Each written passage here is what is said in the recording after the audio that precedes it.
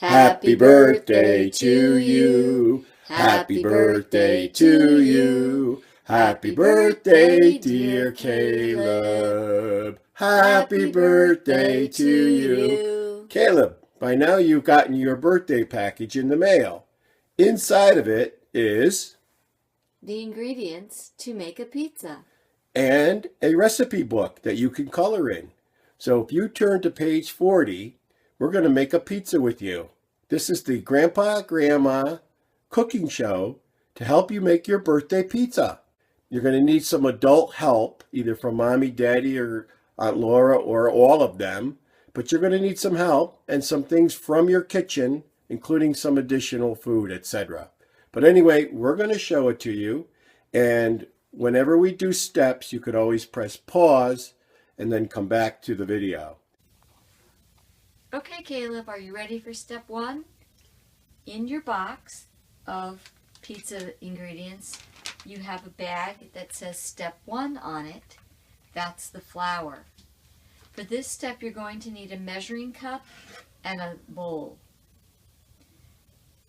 So with the bag that says step 1, with a bowl and a measuring cup, you're going to measure out of the bag 1.5 cups of the whole wheat flour that's in there. You won't need all of it that's in there.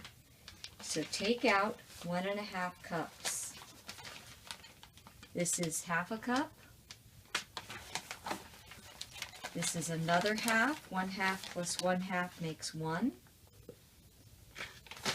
And now another 1/2 cup.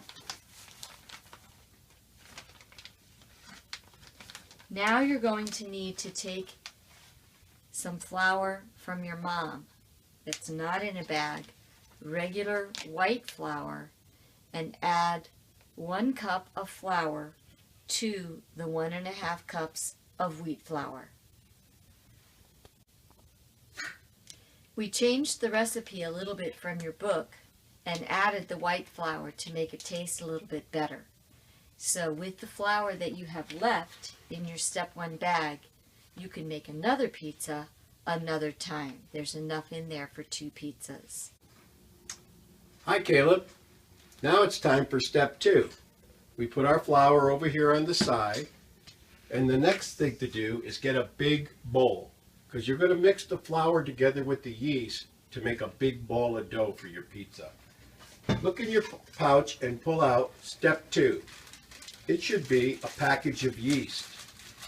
Yeast is the stuff that when you dissolve it and add it to flour, it makes it grow. It makes it rise up. That's like when you have a slice of bread and you see the holes in the bread. That comes from the yeast.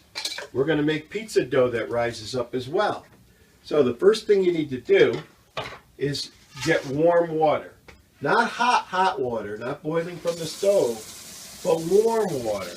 Warm water, not too hot, because if it's too hot, it will kill the yeast.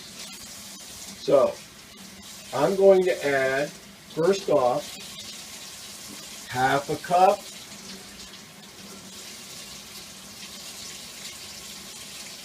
one cup, and that's all I'm going to do is 1 cup of water, nice and warm. And I'm going to add to that 1 teaspoon of salt and a tablespoon of sugar. The yeast loves sugar. It's like candy bars to the yeast. Maybe I'll even put a little more. 1.5 sugar. Now, I need to mix this water up so that the salt and the sugar get dissolved. You just keep stirring it. Just keep stirring it like this until it disappears. You see there's still salt in there and sugar, and I stir it up until it all gets dissolved.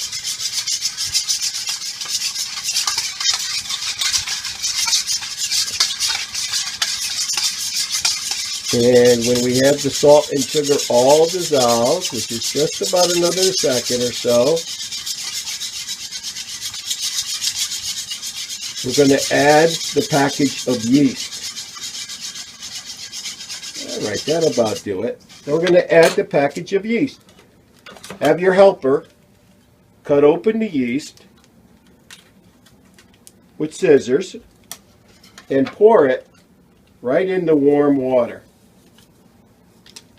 And we're going to mix that in and dissolve it in there too. The word is dissolve. Dissolve means to mix in water until it gets all wet and growing in there. And something magic's going to happen to this yeast. It's going to start to eat the sugar and it's going to grow.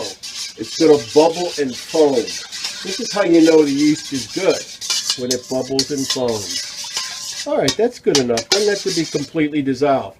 But now we have to let it sit for about 5 minutes. And look, I want you to look at it right now. You don't see any foam. But leave it there, come back in 5 minutes, and watch what happens. Hi, Caleb. We're back. We're still on step 2, which is making the dough. And the first thing we did with the dough was pour in the contents of envelope number 2 into the warm water with the yeast and leave it sitting until it made bubbles. And now it's bubbly. Once it's bubbly and has been sitting, now we're going to add the flour that we measured out of bag number 1. So pour about half of what you have into the water. And mix it up until it becomes like mud.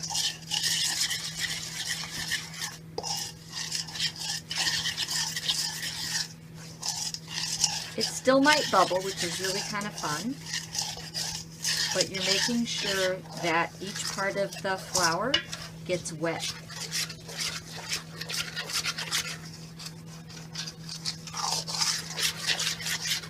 We're not going to add the rest of the flour until all of this is wet.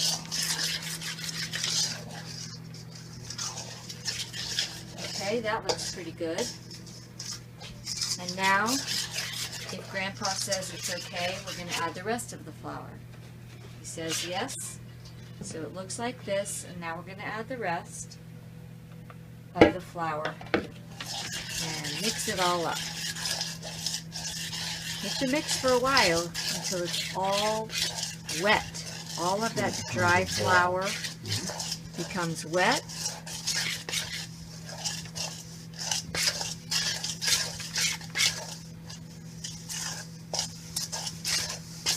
Is it getting harder?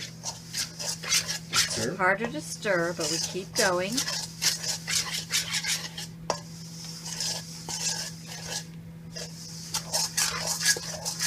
Okay. And we keep going because we want it to form itself into a ball. We're going to have to form it. So once it's all wet, you can use your hands and form all of the flour and water together so that there's nothing loose, and make it into a ball. Your helper can help you get it into a ball. Okay. Then we're going to pour it on the counter. You can put all of that on there.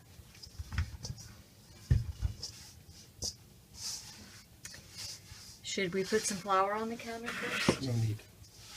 Okay, so Grandpa says just dump it out.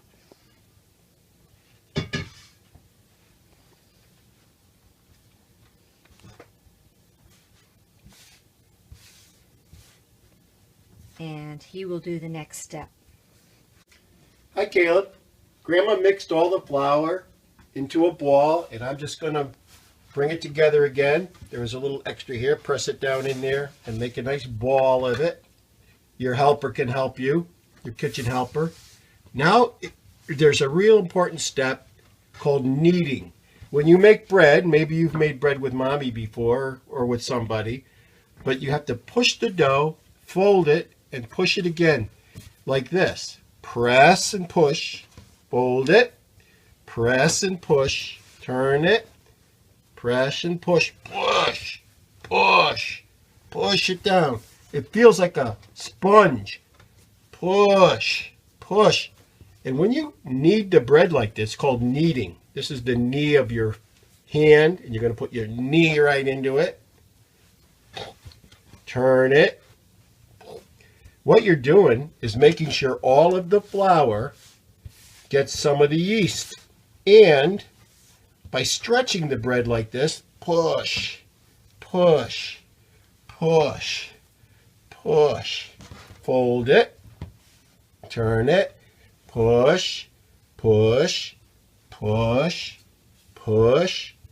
Fold it, turn it, push, push, push, fold it, turn it, push, push. Okay, now I know you want to eat this pizza as quick as possible, but being a good pizza chef means you also have to be patient, because after we do all this kneading, and we need to do this for about 10 minutes, 5 to 10 minutes, I know less than 7, I go the full 10 minutes, okay? So you're going to have to do this for 10 minutes to make it really spongy, really good pizza dough. And moves the yeast, and it makes the protein in the pizza dough, makes the perfect pizza dough. This is a mixture of whole wheat and white flour. If it was all whole wheat, it would be very hard to push, and it won't even rise, really. We want it to rise a little bit. But anyway, so your helper can help you knead, and you can come back in 10 minutes. Okay? I've been kneading this pizza dough for about 10 minutes, and it's feeling really good. So I'm going to make it into a ball, and you can tell the yeast is already starting to do it well, because when you press it down, it springs back. See that? My little slight fingerprint pops right back up. That's what you're looking for. If it doesn't do that, if you go like this and it stays down, you got to knead it a little bit more, okay? So I'm sure if you've kneaded for 10 minutes and your helper did a good job, that it's ready to go. So now we're going to have to let it rise, but we're not going to let it rise on the counter. We put a little bit of olive oil in the big bowl. I'm putting the ball in, and I'm swirling it around, covering all of it in olive oil. Just a tablespoon or two. You want it nice and oily, because as it rises, we don't want it to stick to the ball. We want it to come out so that we can use our rolling pin, which is in your kit, to make the pizza dough. All right, so now that it's coated, we need to cover it. We can use a towel, plastic wrap, anything. A damp towel is good. And you want to let it sit. What we don't want is draft in there. Just let it sit. And you can put it in the oven without the oven on, but keep it safe and just let it sit. Now, I know this is sounding awful lot of waiting time to make a good pizza, but we're going to have to let this rise for 2 hours. So look at the clock, and then you're going to come back in 2 hours. In the meantime, why don't you get your crayons and color the page on page 40 and 41 where the pizza recipe is, or color any other page in your recipe book. When we come back, Yvonne is going to use the rolling pin to make the pizza dough, and then we're going to put it on the pan, put the toppings on it, and send it in the oven. And it will be good. Welcome back, Caleb. So look at your dough. It rose a little bit, and we're going to take it out in a minute. The first thing we're going to do now is turn on the oven to 450 degrees.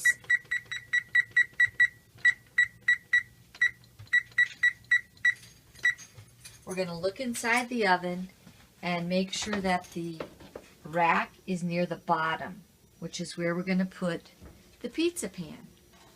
So this is the pizza pan. This is the dough. We're going to dump the dough onto this counter. So before I do that, I'm going to sprinkle some flour onto the counter so that it won't stick.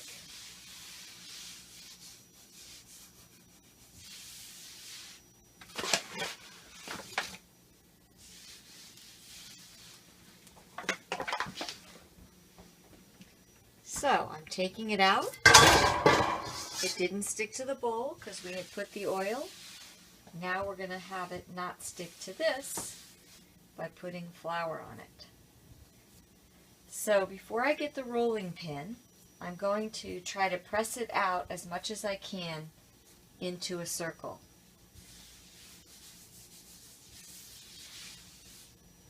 Flipped it over.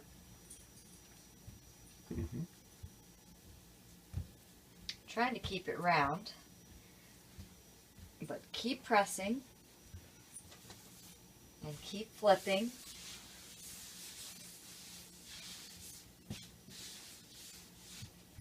And making it round.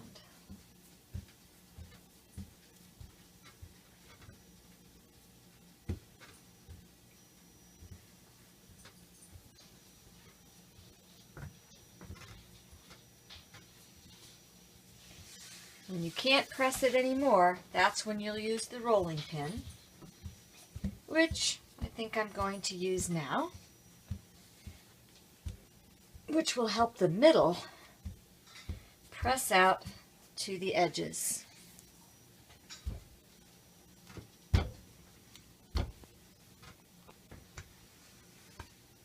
This is the fun part. You get to use the rolling pin.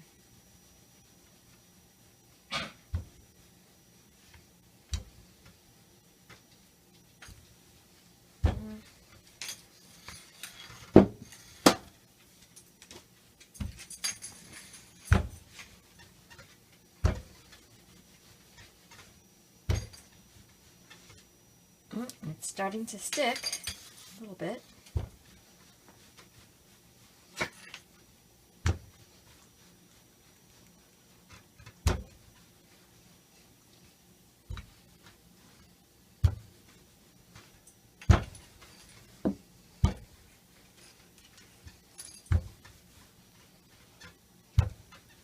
It's almost as big as the pan. I think this might be it. Let me just take a look.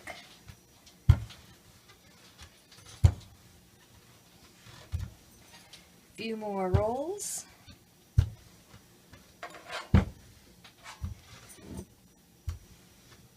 Let's measure. Yes, very good. So on the pan, I'm going to put some cornmeal. A little olive oil. Oh, I thought you You said can it. just take it with your finger right there. Just a drop or two. Little olive oil.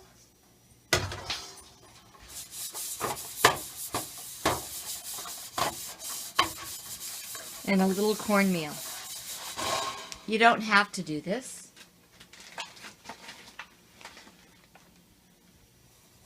That But- keeps it from burning. You can if you want. Okay, now I'm going to put the dough onto the pan. Like this.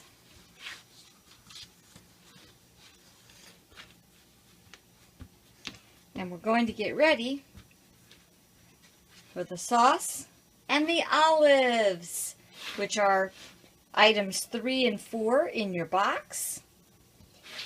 And then from the refrigerator, you are going to need the cheese and the broccoli.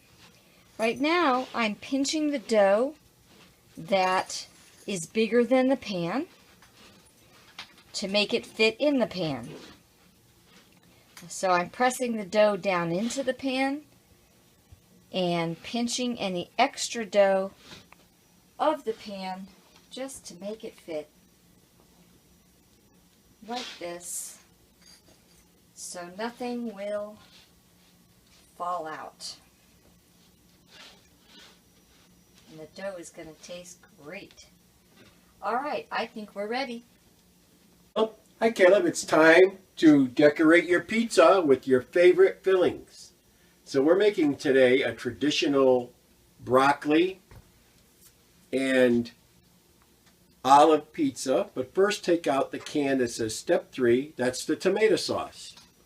Have someone open it up for you, and you can pour the whole can right on top of your pizza, just like that.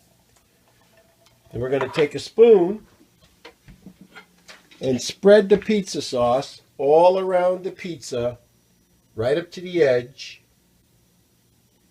like this. Don't go over the little ridge line because it'll burn on the pan there, but try to go as close as you can to the edge and spread out all your sauce. Nice and easy. Back and forth lightly with your spoon until the pizza is almost all covered. Like that. That looks pretty good. Now the next thing to do is to take something called Italian seasoning. If you don't have Italian seasoning, you can use rosemary, basil, and oregano. That's what this is, all mixed together. But you're going to sprinkle the Italian seasoning on the sauce. This makes it very delicious. We're not going to put any salt or pepper because there's enough salt in the dough. And we don't need to, we could put a little crushed pepper if we would want to.